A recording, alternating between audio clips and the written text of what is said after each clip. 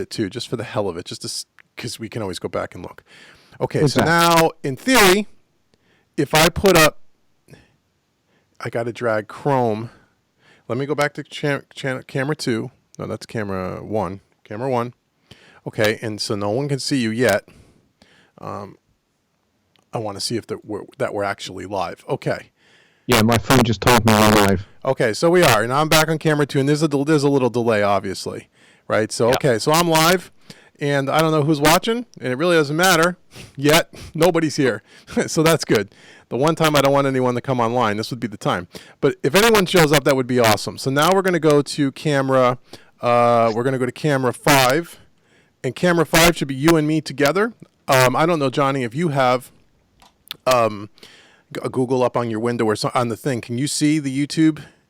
And just to see how we look. We should look good. Well, we look good anyway on our own, but we should look good.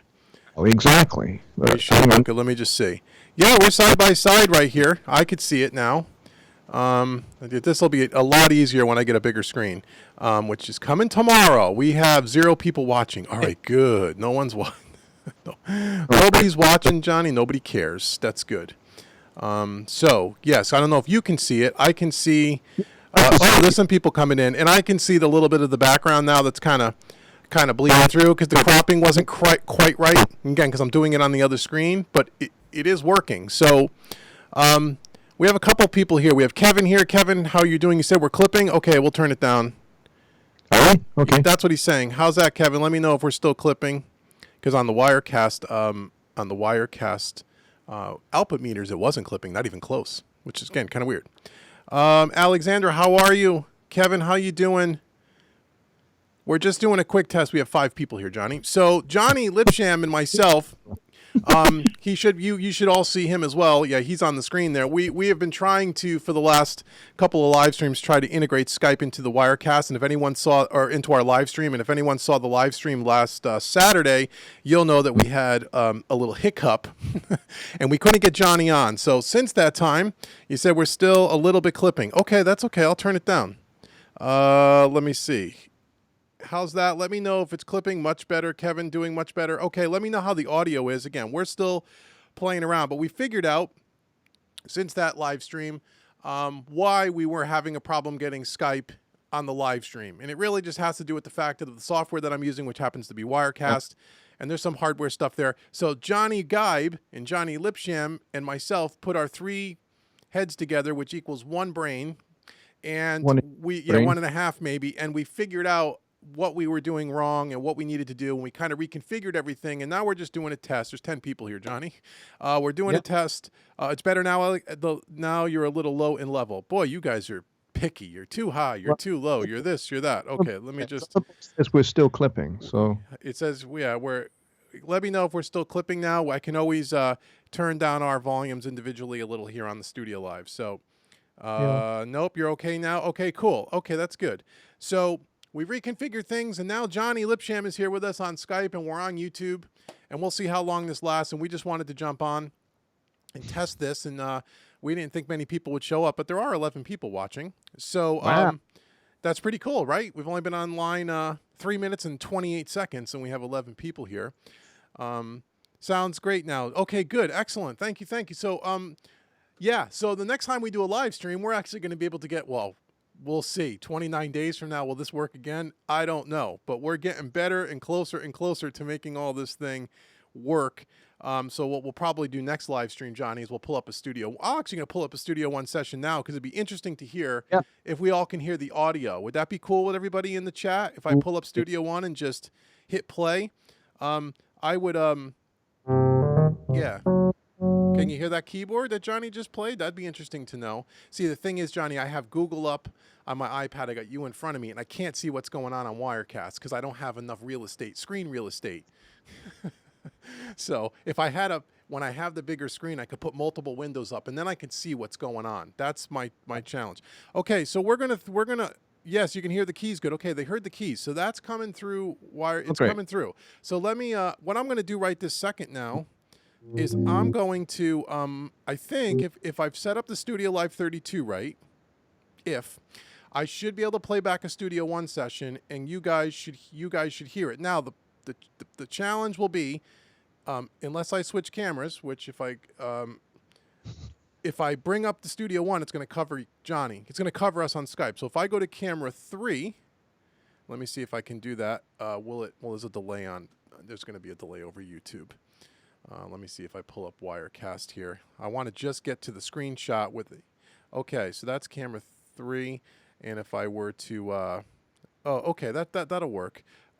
If I pull up Studio One, what's going to happen is we're just going to cover the Skype call for now. So you won't be able to do this both at the same time. So if I pull up Studio One, which I just did, it fills up the whole screen. Johnny's now covered, even though you're behind there, Johnny. Which is not such a bad thing.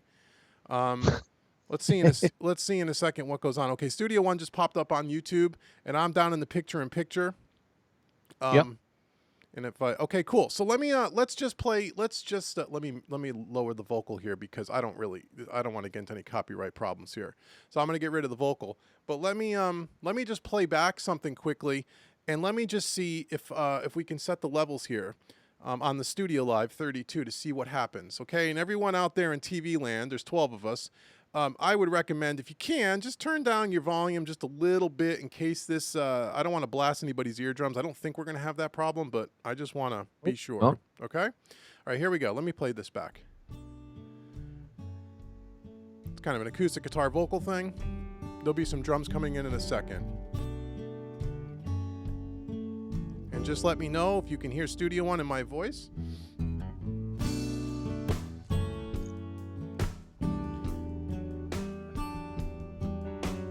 No, of course I can't because I have YouTube muted and Skype. I'm only listening to Skype, so. Okay. Can everyone else out there in Skype in Skype lands? And yes, P1 Plus. Steve says he can hear both. How's the level between Studio One and my vocal mic? And now I'm turning down Studio One. You should hear it go way down in volume. Yes, Johnny? I'll have to unmute YouTube to do that, and we might get a loop if I do that.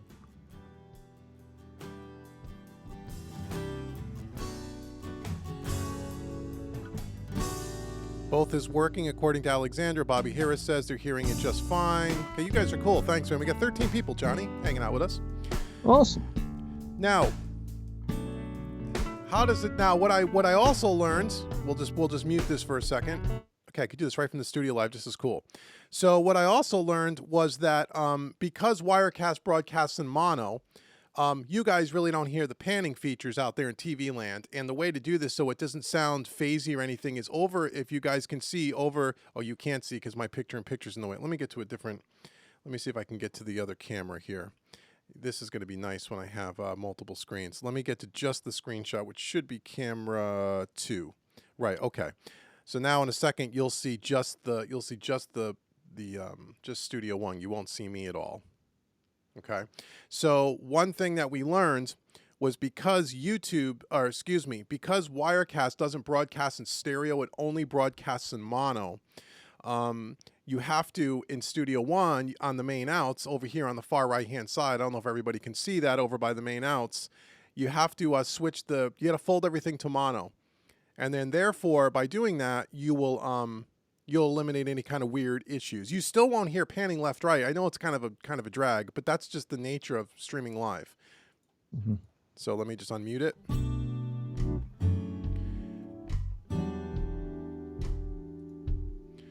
All right, we got 16 people here, Johnny. Almost as much as a full scheduled live stream. That's amazing. It is. That's because you're with me. If you weren't with me, there'd be nobody here. Personality or it's something. Or something. So everybody says they can hear everything cool. Volume was good, can hear both fairly well. Excellent. Studio One and your mic are perfect. His video was a little louder than yours in the mixer. Okay, but we can fix that. I can do all that right from the StudioLive. Let's scroll back up here, and I'm gonna come over here. Going to stop Studio One for a second. So just so everybody, and again, I don't know who finds this interesting, but if you're trying to do this kind of live streaming thing with Studio One and Skype and whatnot, I can show you guys quickly in Studio One how to set all these outputs up properly so everything can be controlled. So basically what we got going on here is in the StudioLive is set up so my vocal mic is plugged into channel 1 on the fader, right? Automatically, if you're on a Mac OS, which I happen to be on a Mac operating system, Skype automatically chooses channel 2 for the Skype caller, which in this case is Johnny, and he's on a fader. So the volume of myself is on a fader, Johnny's volume's on a fader. So someone in the chat, Johnny, said you were a little louder than me. That's easily controllable just by using the relationship between your mic and my mic. So that's controllable. Oh. Now, what happens is with Studio One, because Wirecast takes over channels 1 and 2, you really lose the first 2 faders on the board, right? So if you wanted to route any audio back through the StudioLive and mix with the faders, kind of like what we did last week, which this session is not set up for that, you'd have to start from channel 3 down. Does that make sense, everybody? We got 17 people here checking it out. And so you can't use channels 1 and 2 physically on the board. So if you want to mix on the StudioLive and you want to bring the audio back in, you can't use channels 1 and 2. You have to use channels 3 through 32, okay? If you don't want to mix with the faders and you just want to do what I'm doing right here, right now, which is just throwing up a Studio One session, you don't need to worry about that because the faders on the StudioLive are not in play, okay? However, in order to control... let me get my cursor. In order to be able to put Studio One, the overall main output, I have to put that on a fader, right? So if you come over to Studio One and you come to the in and out preferences, I'll show you guys my inputs and not my outputs. So here's my main output, and you can see, I don't know how well you can see the detail or how close you can see it, Johnny, maybe you can tell me. You can see on channel 33 and 34, the auxiliary input left and auxiliary input right. That is what I've assigned the main outs to. Okay, that allows me to on the StudioLive, there's a page over button that I can page over to the second bank of faders, and I can grab outputs 34 and 35, and that now becomes my main output. Okay, yeah. Because you can't use the master fader, because if I use the master fader, then the sound comes back in the room, and I have to wear my headphones, or else we're going to get a feedback loop in my vocal mic. Does that make sense, everybody? I hope. I don't know if it made sense to me. So now this way we have, in essence, we have 3 faders. We have fader 1 on the board is for my mic, fader 2 is for Johnny, the Skype call, and then on the second bank I have faders which happen to be channels 34 and 35 on 2 separate faders. I can control the level of Studio One. So now all 3 sources can be independently controlled and you can level balance everything. All of that is going out of the StudioLive, out of the monitor outputs, which are 1/4 inch TRSs, right, left and right, going into a secondary interface, right, Johnny? We're going to a Presonus because, you know, we're going to stick with Presonus. What the hell? We got everything else Presonus. We're a Presonus I2 interface. And the outputs from the StudioLive 32 mixer, the monitor outs, are going into input 1 and input 2. And that's all controlled from the monitor pot on the StudioLive next to the headphone jack. The headphone jack's got a volume pot. Well, the monitor out also has a volume pot. All the StudioLive mixers have this, regardless of what series you have. And Wirecast, which is the software that's doing all of this stuff for us, is grabbing the audio from that secondary interface, the Presonus I2. And then we just crank up the monitor volume, and that's what gives us the volume out to YouTube. Does that make sense to everyone? Johnny, do you understand what the hell I just said? Oh yeah, yeah, I got it. I got it. Okay, so that's pretty cool, right? I mean, you know, it's a worker. It's you know, there's a lot happening there, but it certainly works. Now, if I were to go over to camera 5 and I were to get rid of the Studio One screen, Johnny should come back up on the screen, and you do, and we should be side by side again. And Johnny, everybody can see you now. Hooray! So the only other thing that needs to be done from a technical perspective, let's just say, drummer boy, we got 14 people still hanging. There's a few more people hanging, just coming in. This is great that you for doing this video and Johnny learning. Oh, thanks for the videos, Johnny and David learning so much. Excellent. Thanks so much, drummer boy 100. That's awesome. So the only thing that we have to do from a technology standpoint to kind of get this a little more seamless, so it doesn't seem like we're amateurs, is from on my end, you have to have multiple screens because you have to be able to put the software for Wirecast on one screen. You got to be able to put the Skype on another screen. You have to be able to put Google on another screen so you can see the chat. And then you have to have your main screen for Studio One, if you can believe all of that. So you really got to have 4 active windows. It doesn't have to. Yeah, it doesn't have to be on 4 or 5 monitors, but it has to be at least on 2 because you got to be able to put multiple windows up so at least you can see what's going on. You know what I mean? You have to have that. You can't. And what I'm trying to do now is I'm doing it with an iPad. The second monitor is an iPad, which is small, which is why I can only see one thing at a time because I can't put multiple windows on there, so I won't be able to see it. The fonts are too small. So that's what we have going on here. We have a few more people here than I really thought we'd end up having. So I don't know if anybody, wants to say, hey, wants to have any questions for Jonny. Everyone knows about Jonny's MIDI drums made easy, right? Everyone in this chat room should know about that. And I think, Jonny, you're getting ready to do another one, yes? Soon? In fact, later on this evening, I will be doing one with Jonny Gibe on the Home Studio Trainer Facebook page. Oh, cool. Cool. Where I believe, unless I've been woefully mistaken and misled somehow, or I've misled myself, the subject is mixing in mono tonight. Oh, awesome. Mixing in mono. So I could question, that's an important thing to do and an important thing to check your mixes in mono, without a doubt. Even if you're not going to kind of like do a large percentage of your mix in mono, that's just what I do. I've done that for a good few years now. Yeah. Certainly, I think at the very least checking your mono several times at different stages in your mix is really important. I agree. Yeah, there used to be a time where I used to mix 90% of the mix in mono, and then when you bring it to stereo, it just sounds so much. You get a lot more separation because you really find yourself working EQ wise. You're really carving out spaces for everything because now in mono everything is so narrow, and then as soon as you open it up, you can hear everything.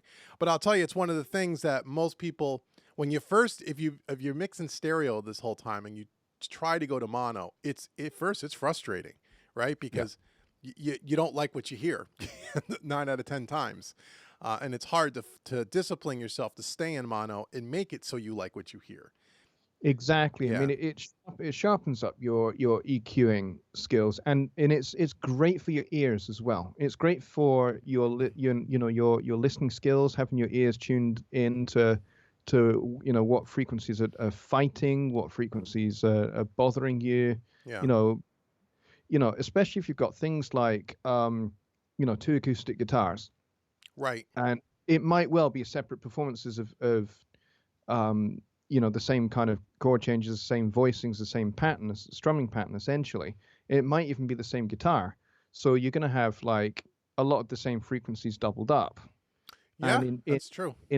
Yeah, and if you've not kind of dealt with those, then when you do collapse it down to mono, one of those guitars is going to get lost. Absolutely. So you will lose a lot of your original intent, which is width and breadth in the first place, right, by having the double track guitars. Right. Mixing in mono is great for that kind of thing. Yeah, I absolutely agree. You're 100% correct. So now you and Jonny are doing all week or for the next 2 weeks or something. Jonny Gibe's doing a Facebook Live thing like every day, right? I don't know what he's doing every day, but every day he's on there and he's doing some instructions. So today is about mixing in mono. Are you joining him every day for the next 2 weeks, or what are you guys doing? I'm not on every day, but I'm certainly going to be popping into this one because I think it's a sufficiently debated subject. Yeah. There are people that are on the no, you don't do any mixing in mono at all, to people like me who are kind of doing 80-85% of the mix in mono. Right. I think some of the debate is because people maybe get a little confused. There's a difference between mixing in mono to do what you're suggesting, which is to really get more clarity and separation, as opposed to mixing for mono, being the outputs, the output source, right? Because there's a lot of people that would say, a lot of even famous, like I know Chris Lord Alge has said this many, many times, where he doesn't mix for mono because 90% of where the music's being listened to is in stereo. but what he is saying is I don't mix for a final destination mono source. I mix for a stereo source. However, I may check things in mono just because I'm looking for that separation and clarity. But at the end of the day, we're really folding it out to stereo, and we're making sure that we have the, things pan the way we want and stuff. We're not bringing everything to the middle just because we think it's going to be listened to in a mono environment, because that's not true typically. Well, yeah, I mean, part of that argument might be that, if you're listening to music in your car, Yeah. then you're not going to be right in the middle of the stereo field. So you're not going to get the best balance anyway. You're going to be justified either left or right, depending upon where in the world you're driving your car. Right. And, another example might be in a restaurant, listening to music in a restaurant. Most oftentimes restaurants just have like 7 or 8 different mono speakers dotted around, the restaurant. So chances are you're going to be listening in mono anyway. So right. Yeah, that's a good point. Part of it that, in some listening environments, for casual listening anyway, some listening environments, it's effectively going to end up being summed to mono anyway, because of your relative position to the output source. Right. And there's no way to mix so it's perfect in every situation. It's impossible. No. It's like, it's no possible way. No. But you try to anticipate where's it going to be listened to the most, what type of environments. I mean, that brings up another subject. If you guys don't talk about it tonight, might be another thing. Is a lot. Today, the most of the listening environments are mobile devices. They're earbuds, they're headphones, they're computer speakers. They're iPhones without earbuds, just that little speaker. It's a little crappy speaker. Yeah. And so when you're mixing in your control room and you're mixing, on your nice studio monitors, especially the low end, I tend to today put a lot more low end in my mixes. When they leave my control room, they sound really bass heavy, but then in the end, they sound, if you're listening to them in those, little small speakers and those tiny mobile devices, you tend to get a little bit more fullness out of them. So you're always constantly thinking about, where is this stuff going to be listened to? What's the goal? What's the goal? If it's going to go on a CD and it's going to be pressed as then you would kind of maybe, forget what I just said. But if it's going on the internet and it's going on websites and everything's being squashed and compressed and, degraded down from a wave to an MP3, that you lose a lot of the low end. And so you may want to consider, putting a little more low end. So we had a couple of questions here. We got 17 people here. Yep. This is great. So, again, this is so small for me. Someone asked one question. What happened to the moment when you choose the DAW button on the StudioLive? You can control Studio One for the moment, or do we have to wait for that update? Oh, okay. So they're talking about the DAW button on the StudioLive. Yes, right now, if you have a StudioLive, like I have one now and I'm hitting it, it's grayed out. It doesn't work. That is going to be in a firmware update. Estimated time when that's coming out, we can maybe put a pool together and try to bet on when it might come out, but it's probably gonna. I would assume this year. When this year, really knows when that update comes out. Then when you hit the DAW button on your StudioLive, that is now going to turn this unit into a full surface control for Studio One. And then a lot of the workarounds that we've been talking about, mixing through the board, all of that goes away at that point, because you don't have to then do some kind of crazy input-output routing thing, which is what you have to do right now if you want to use the board to mix. Yeah, it's a little bit of an old-fashioned hybrid way of working. Yeah, so what'll end up happening is you'll hit the DAW, and then however your faders are on the console view in Studio One, that's going to match what's physically in front of you on the physical hardware. And you'll be able to pull up the fat channel in Studio One and control all of the parameters right from the StudioLive. So that's really cool, and that's what we're all waiting for. That's why everyone in the home, or anyone that's bought this mixer up to this point, most of us, that's why we bought the mixer. Some people are taking it on the road, but most people that have put a permanent installation in their studio, they bought this for that anticipation. And so that hasn't been done yet. A guy in Germany, actually, on Google Plus, there is a Presonus Studio One Google Plus page. Oh, cool. I didn't know that. Well, yeah, it's not as well populated as the Facebook one.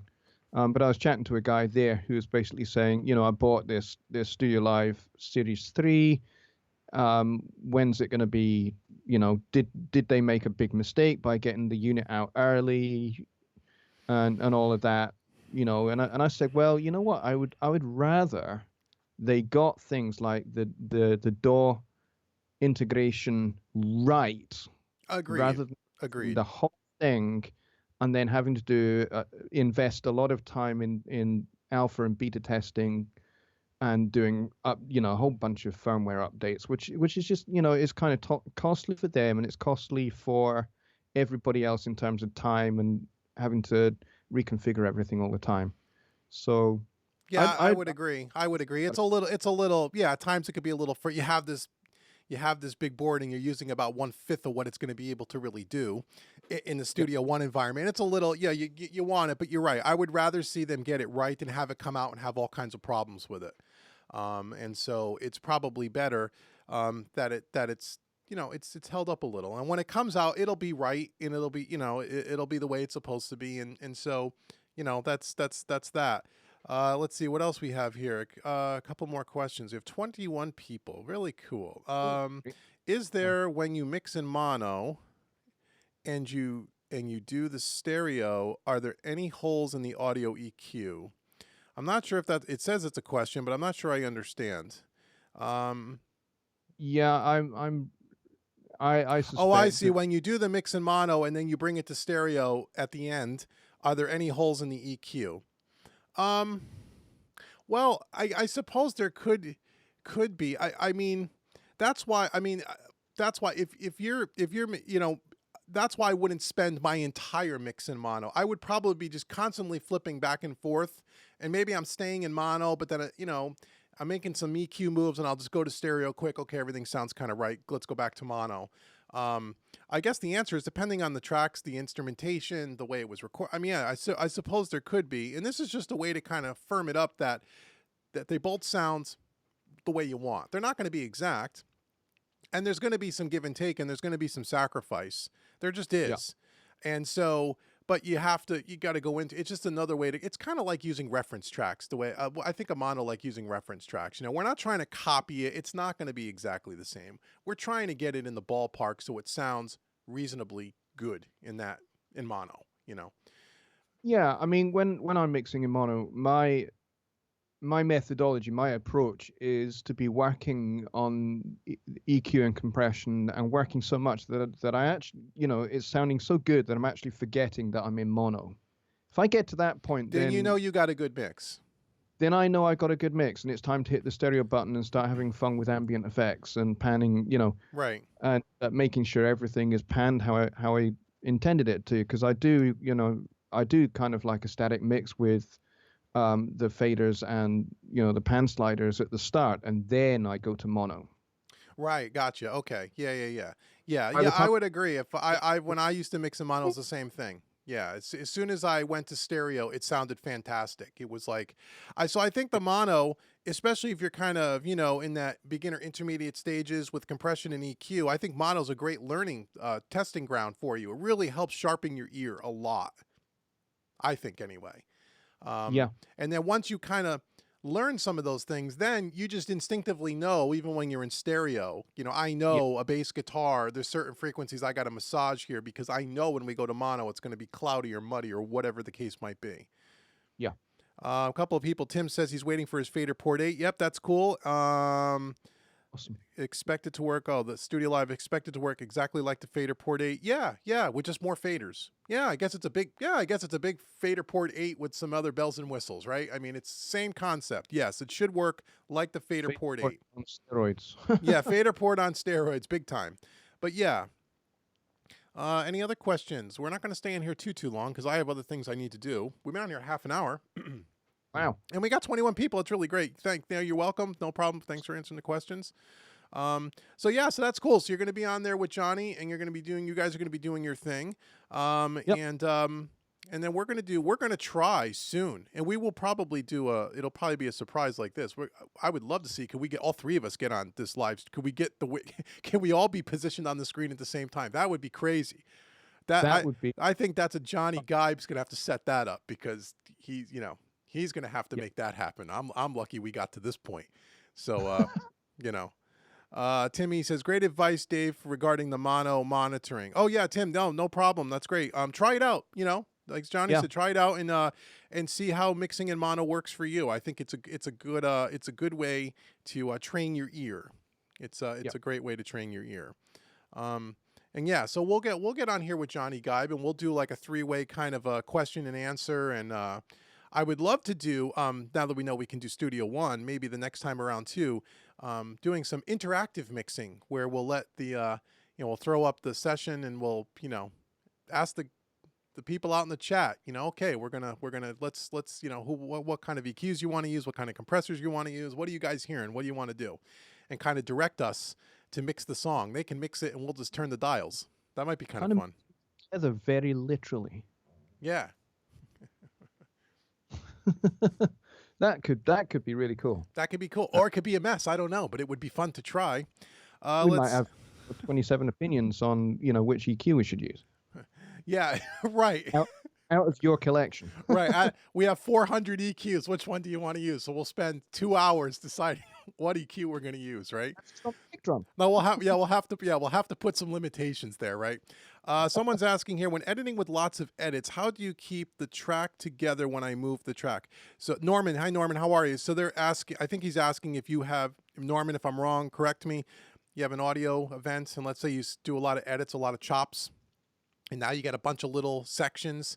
How do you keep it all together? Well, there's a couple of things you can do if that's your question, because I do this a lot with toms, drum toms.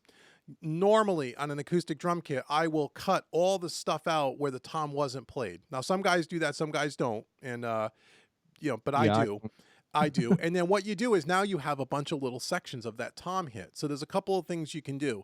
You can just you take your selector tool and just highlight all those little cuts and just do a command or a Windows key B and bounce it. And what that'll do is that'll just make it one big audio block, and all that will be left will be the sections that you had left, and all the other stuff will just be dead space. You can do that. Or you can just highlight everything and drag the whole thing, but then you can inadvertently move little sections out of the way.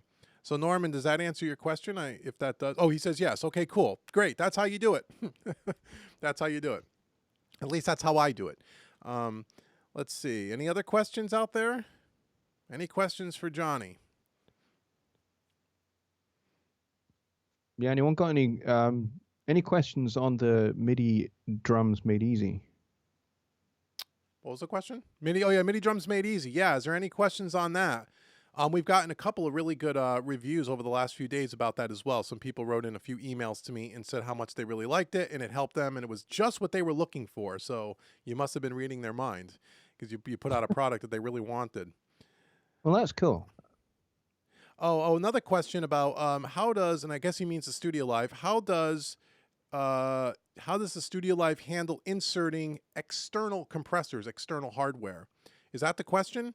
I haven't done it on this board yet, but it is quite easy because there are line inputs. So you can insert, let's say, a compressor, and with the StudioLive, the new series, you can then route anything to that compressor. You can route anything. So you can insert, where it used to be that if you, an old traditional board, an analog board, is you'd have a set of inserts on every channel. And if you wanted to put the compressor, let's say on channel 1, then it would just be on channel 1. But let's say you wanted to put channel 17 through that same compressor. Well, you have to have 2 of them. With the StudioLive, that's not the case.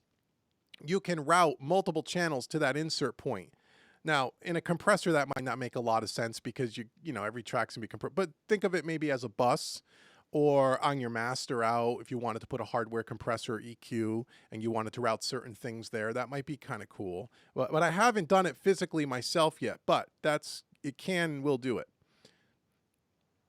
Thanks for the answer. Okay, cool. So we answered your question. Well, that's excellent. That's excellent. So that's kind of where we're at, guys. We've got 18 people still hanging around. We've been on 35 minutes.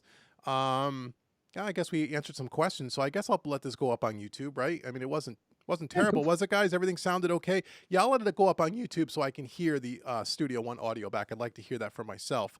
But now we figured out another stumbling block on live streaming. Now we can do Skype into... we're taking one step further down the ball field, as it were. Yes. So by the time we're retired, we'll have finally figured out how to do this the right way. Now, what are you going to do? Absolutely. Yeah, gonna I do? mean, yeah, well, how much hair will I have left? But it's fun, right, guys? You guys like it. Everyone seems here they like it. They're close to. He says I'm close to buying a StudioLive. Thanks for your help. You're welcome. Studio One, what do you think of the dedicated light keyboard? What Studio One? What do you think of the dedicated light keyboard? Oh, you mean the keyboard that I have? I don't even think you guys can see that in the frame. Are you talking about the backlit keyboard? I just did a video on mine 2 weeks ago. It's on my YouTube channel. I love it. It's great. It's got all the shortcuts for Studio One laid out right on it. I mean, I don't know how I live without one of these things for 2 or 3 years on Studio One with just a standard keyboard. Yes, go buy it. Now, here's the problem. I mean, they're expensive. I'm not going to lie to you. They're not cheap. I mean, dollars, the Logic one? the Logic one is $100, and I want for the Mac, it's a little bit less. The PC version is more expensive. Why? I have no idea, but it is. I want to say it's around 130, 40 bucks American dollars. Yeah. That's a lot. I mean, it's a lot. I'm not going to lie to you. Now, is it a nice keyboard? Yes. Is it well built? Yes. Is it $140? I don't know about that, but I mean, I don't regret buying it. I do like it. I like it better than the editor's keys. I had both, and the editor's keys was a little bit less expensive. However, it didn't feel right, especially the Mac version. The key spacing was different. So if you were just like regular typing, like a message, I would constantly hit the wrong keys. Something was weird about it. But the Logic one, the keys feel just like a Mac keyboard. Now they make a Mac and a PC one as well. The PC keyboard will work on a Mac and the Mac will work on a PC. But there's a couple of command keys that are different between the two operating systems. So you want to try to get the one that for the system that you have, but they are interchangeable. I like it. So Norman says he found one for 79 bucks. If you found one for $79, then buy it because they're not that cheap. Not the Logic ones, the editor's keys. And also, Norman, be careful to make sure you get the backlit one. The one that's not backlit is cheaper. But if you want the one with the lighted up keys and the Logic one I like, I could probably hold it up. It's kind of in the way. You can't really see it. But there's two powered USB ports on the Logic one, which is not on the editor's keys, which is great. So if you have a USB stick or whatever, you can just stick it in. You don't have to crawl under the desk and get to your computer. Let's see. I have a Mac key on a PC. Right, and it'll work. Your Mac keyboard will work on a PC. It's just that there's a couple of keys, and I don't know which ones there are, but there are a couple of command keys that are different on Windows and Mac. What you call command is what PC users call control. Control, come here, right, the Apple key versus the Windows logo. And there's also, I think on the Mac keyboard, at the top here, there's something for the Finder, which PC doesn't have a Finder. I think you guys have Spotlight. There's a couple of searching tools that have to do with the operating system that's different. But as far as the keys for the Studio One application, they're identical. It's just more around some of the stuff on the Mac keyboard will actually control the OS, which is, not neat if you like that. But I like it. I like it a lot. I think it's, if you work on it every day like we do, anything to speed up your editing, is fantastic. And they make them for a bunch of different DAWs. So if you're not using Studio One, they make them for Pro Tools, Cubase, Ableton, Reap. They're for all of them. All the major DAWs, they have one of these keyboards. So I think it's pretty cool. So we still have 17 people hanging around. They do them for editing as well now. Oh, right, for video editing as well. Yeah, Final Cut and stuff. Yeah, that would be great. That would be really cool. You know what would be cool, and I don't think you can do this on a Mac. Maybe you can on a PC.